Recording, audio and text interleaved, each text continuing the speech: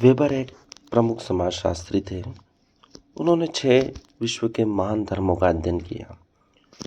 उनका कहना था प्रोटेस्टेंट धर्म में पूंजीवाद छुपा है। ऐसे नैतिक मूल्य सिखाए गए हैं जिसमें समय पर ड्यूटी पर जाना, धन उपार्जन करना ऐसे नियम थे जिसके कारण यूरोप समृद्ध हुआ। तो उनका यह कथन गलत है क्योंकि ये प्रोटेस्टेंट धर्म काफ़ी वर्षों पुराना है और ये यूरोप अभी अभी समृद्ध हुआ है।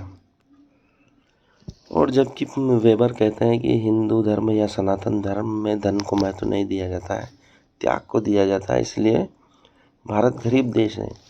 ऐसा नहीं है क्योंकि यूरोप ने भारत को लूट लिया, इसलिए भारत गरीब हुआ। और जर्मनी ने भारत से वेद चुराए या ले गए और ज्ञान प्राप्त किया, उसके बाद ही यूरोपीय देशों में समृद्धि आई। यूरोप अर्थात ब्रिटेन जैसे देशों ने सैकड़ों जहाज़ों सोने से भरकर अपने देश में ले गए। उससे पूर्व भारत में खिलजी आदि आक्रांताओं ने, कई विदेशी आक्रांताओं ने भारत को खूब लूटा। इसलिए भारत सोने की चिड़िया से बदल कर यह एक गरीब देश बन गया।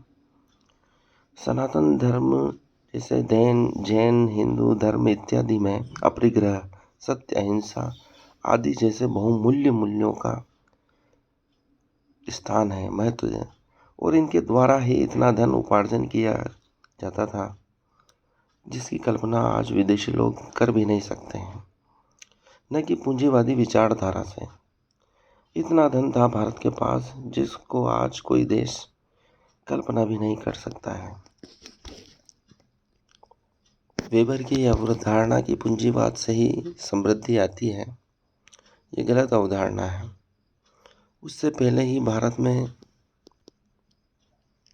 विभिन्न मूल्य, सत्य, अहिंसा, अपरिग्रह जैसे बहुमूल्य मूल्य थे।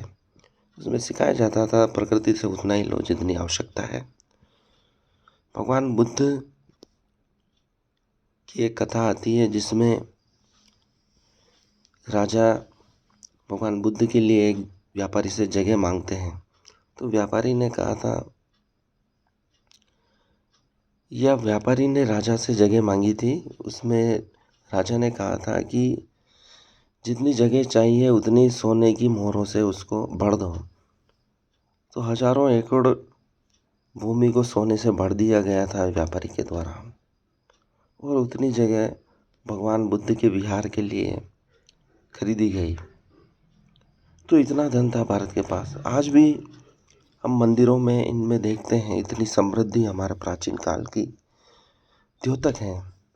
पद्मनाभन मंदिर में इतना अकूत धन निकल रहा है जिसकी कल्पना की नहीं जा सकती। ऐसे कई मंदिर थे भारत में प्राचीन काल में जिनको लूटा गया, खसोटा गया और जहाज भरकर अपने देशों में ले जाया गया। यहाँ पर सोने की मोहरें गिनी नहीं जाती थी, तौल के दी जाती थी। इसी धन को लूटने के लिए विदेशी लोगों का आक्रमण हुआ और वेबर कह रहा है कि पूंजीवाद से समृद्धि लाई जा सकती है।